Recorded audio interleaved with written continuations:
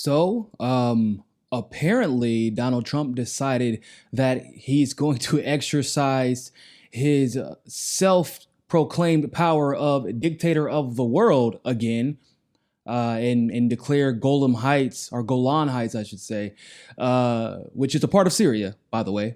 He says it's Israel's now, and once again, you know how some people, they just don't know what they do.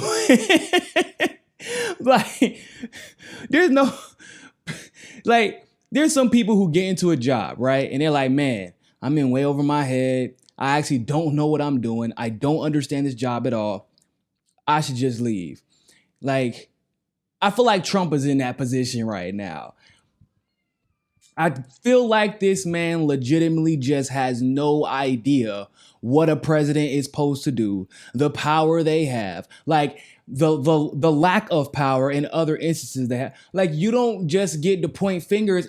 You are not a damn king that gets to, like, you're a lord now of this land. You're a lord of this land. Like, you're a duke of this land. Like, that's not how being a president works. You don't get to just annex land and give it to you who you want to. You don't get to select presidents and pretend like the current government doesn't have a say in its own. Like, what is this guy doing? It's so upsetting. Why did you cheat Bernie Sanders, Democrats? Oh my God. Anyway, so just a brief history of what the situation with Syria and Golan Heights in Israel is. Israel originally tried to take Golan Heights from Syria during the 6-Day War. Obviously, as you know, Israel has had a habit of, well, one, breaking international law, namely by expanding settlements into Palestine more than they were supposed to. They've had a habit of also trying to claim land not only in Palestine, but like I said, in Syria as well. An article in The Economist actually talks about the fact that Israeli flags fly all over the area of Golan Heights, but no legitimate sovereign nation in the international community outside of the United States at this very moment recognizes Golan Heights as part of Israel. Of course, with Donald Trump in office and his in considering his love affair with Bibi Netanyahu, we all knew that it probably wouldn't take long to basically give Bibi what he wanted. Now, of course, we all know that Trump is a tool of the Israeli lobby and AIPAC and a tool of Bibi. Look, that's Benjamin Netanyahu, for those of you who don't know. But we know that he's a tool of Bibi. But we have to understand the context in this specific situation. This isn't like Jerusalem, right? This isn't like that situation. This is something a little more nefarious. That was more of like a namesake, asserting our dominance over the Palestinian people. This is something totally different. Now, what do I mean by that? Well, remember back in the 90s, in the 80s, in the 70s, and the 60s, and the early 2000s, and now we were like, man, this is just another oil war. And they were like, don't be silly conspiracy theorists. And we were like, but that's where all the oil is. And we keep going to the countries with oil, and we never invade the countries that don't have oil. Yeah, but that's just a silly conspiracy theories. Like, why would you think that? Because we go there, they have control of their oil.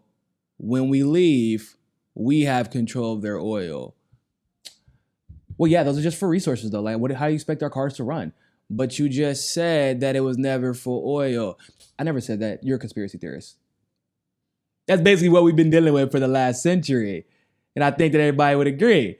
So I guess you won't be surprised with what I'm about to tell you. It's for oil again.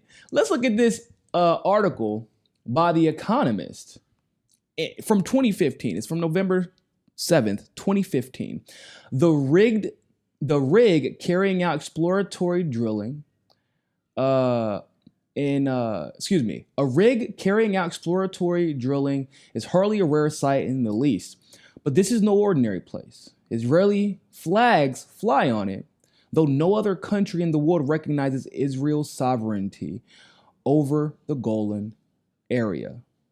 A few miles to the east, jihadist rebel groups are fighting a bloody war, and few people ever expected that significant amounts of oil might lie there at all, under a dormant volcano field.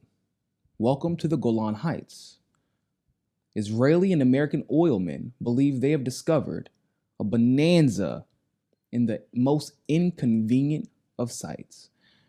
After 3 test drillings, Yuval Bartov, the chief geologist of Genie Oil, they're basically an energy company, and it's a subsidiary of the American-based Genie Energy, says his company thinks that it's found an oil reserve with the potential of billions.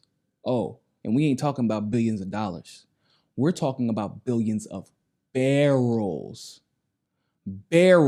of oil. So you're talking about trillions of dollars. Yeah. So like I said, of course it's about oil. Oh, but it once again gets so much worse. Genie Energy has a peculiar board of directors. You know, you probably expect a bunch of geologists and environmental experts to make sure they're not causing any damage to the environment using safe drilling. Sorry, I couldn't get that sentence out with a straight face. But nah, that's not who they have on their board. But you're probably really interested to figure out who is on their board. See, sitting on the board, sitting as the president of Genie Energy is one Ida. Where's the Iva? Let me check real quick. I want to make sure. Ira. I know it was one of them consonants. Ira Greenstein. See, Ira Greenstein has a special relationship with Trump. Ira Greenstein is on Trump's administration. What do you think Ira Greenstein's job is? I'll tell you what it is. She is a chief strategist and a deputy assistant to Trump, in his ear every single day. Now, she's the president. That doesn't really, that's important, but you got to answer to your board. You got to answer. Your board of directors are important when you're talking about a public company. They do trade. So what does that mean? Who is she taking orders from? Who is she trying to appease? Well, let's look at some of the other prominent members of the board. Lord Jacob Rothschild, who is a descendant of the very man who created Israel. Dick Cheney, the man who created the Iraq War, amongst other things. Murdoch, the media guy who manufactured consent for every major oil war since he's been alive. And James Woolley, the former director of the CIA. So once again, just out of curiosity, people, how is Trump standing up to the deep state again? I'm trying to understand this. I don't get it. Look,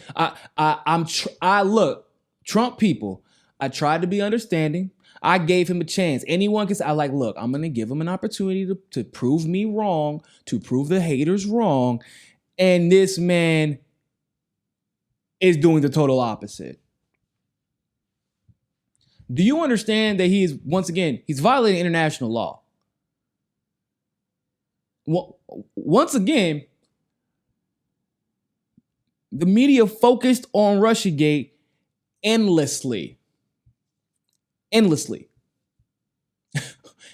We're still talking about Russiagate.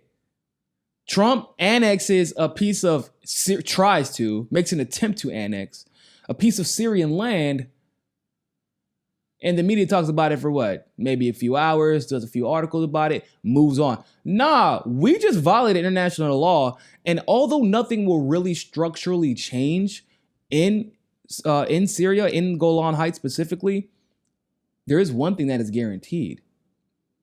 See, we link ourselves to Israel by and we declare that anyone who stands up to Israel is all of a sudden our enemy. And we will be prepared to go to war with you. Very much so like we did when Iraq invaded Kuwait. See, Kuwait used to be our ally. Iraq used to be our ally. Saddam Hussein was one of ours. Then he invaded Kuwait.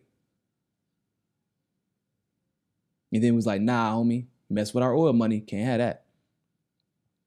So the moment that you mess with one of our allies, we'll use it as an excuse to invade.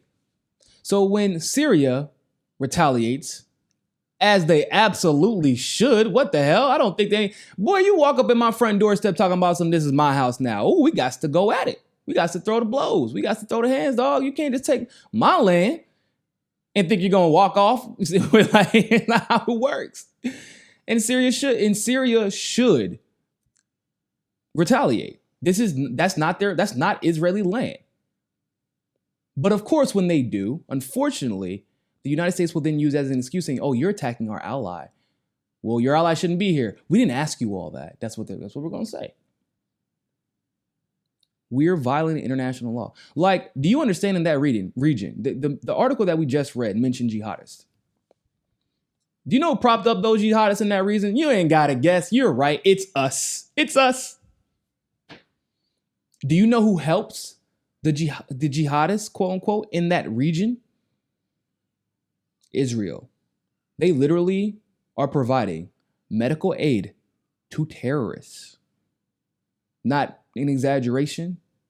That is not a misnomer. They are are we surprised by this? Look at what the white helmets were doing.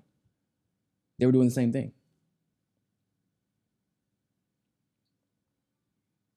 I don't know what you like. It isn't like they're doing it altruistically. Israeli medics don't give any help to, like Palestinians or Syrian victims. They don't do that, but they will help the terrorist insurgency. That's nice. But Trump is supposedly fighting the deep state. Yeah, clearly. He really took the gloves off this time. And dipped his hand in some fucking marshmallows. And then like rub the deep state's face in it on the beard, so they can lick the marshmallow off. I bet that hurt a lot. Probably got a black eye from that, maybe, from rubbing the marshmallow on his face. I don't know, but I do know this man ain't fighting a damn thing. Except for constipation when he's on the toilet putting out tweets that start wars. That's about it. Thanks for watching that segment of Mikai Says Sukasa. Don't forget to join us on Roku and catch our Roku exclusives. Also, help us reach our goal of 500 patrons on Patreon. You can also follow us on Twitter, Facebook, and JustNForm.com. But more than anything else, always remember, find your balance.